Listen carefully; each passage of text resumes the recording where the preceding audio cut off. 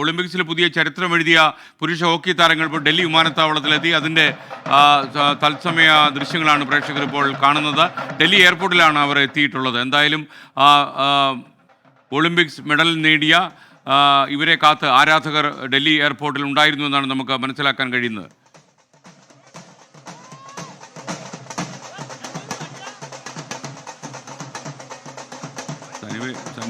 സനിവേ goalie PR ശ്രീജേഷൽ.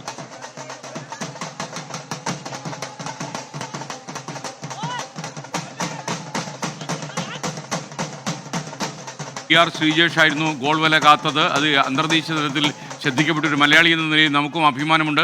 R Achuthan Delhi എയർപോർട്ടിലുണ്ട്. മാത്രമല്ല ശ്രീജേഷ് ഇപ്പോൾ deputy ഡയറക്ടറോ joint ഡയറക്ടറോ മറ്റോ ആണ് സർവീസിൽ. അദ്ദേഹത്തിന് IAS ഓണർ ചെയ്ത് കൊടുക്കണമെന്ന് ഇന്ത്യൻ ഒളിമ്പിക് അസോസിയേഷൻ ആവശ്യപ്പെട്ടു. Sunil Kumar Olympic association president ഇത് സംബന്ധിച്ച് മുഖ്യമന്ത്രിക്കൊരു ഹർജി കൊടുത്തിട്ടുണ്ടായിരുന്നു. അല്ലെ, ആ വാർത്ത നമ്മൾ സംപ്രേഷണം ചെയ്തിരുന്നു. R അച്യുതൻ ഡൽഹി എയർപോർട്ടിൽ നിന്ന് ചേരുന്നു. പറയൂ അച്യുതൻ, ഗുഡ് മോർണിംഗ്.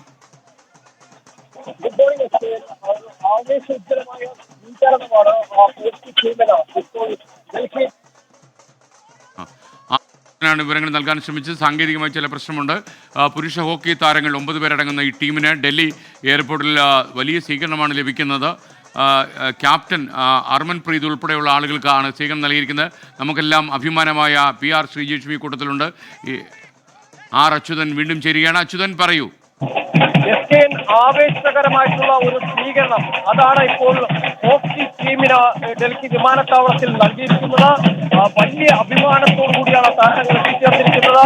ടീമിന്റെ ക്യാപ്റ്റനായിട്ടുള്ള ഹർമൻപ്രീത് ഉൾപ്പെടെയുള്ള 9 അംഗ സംഘമാണ് ഇന്ന് എത്തിച്ചേർന്നിരിക്കുന്നത്. അപ്പോഴും മലയാളികൾക്ക് അഭിമാനിക്കാൻ കഴിയുന്ന PR ശ്രീജേഷ് ഉൾപ്പെടെയുള്ള കുറച്ച് താരങ്ങൾ അവരിപ്പോഴും പാരീസിൽ തുടരുകയാണ്.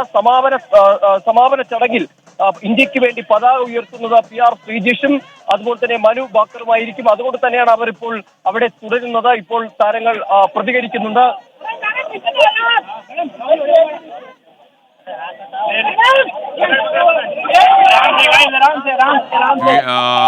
ഈ കൂട്ടത്തിൽ PR ശ്രീജേഷ് എത്തിയിട്ടില്ലെന്നാണ് നമ്മൾ മനസ്സിലാക്കുന്നത്.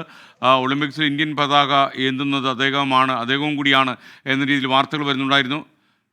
സമാപന ചടങ്ങിലാണ് അദ്ദേഹം ഇന്ത്യൻ പതാക വാഹകനായി മാറുന്നത്. 2 പേരിൽ ഒരാൾ PR ശ്രീജേഷ് ആണ്. അതുകൊണ്ടായിരിക്കാം.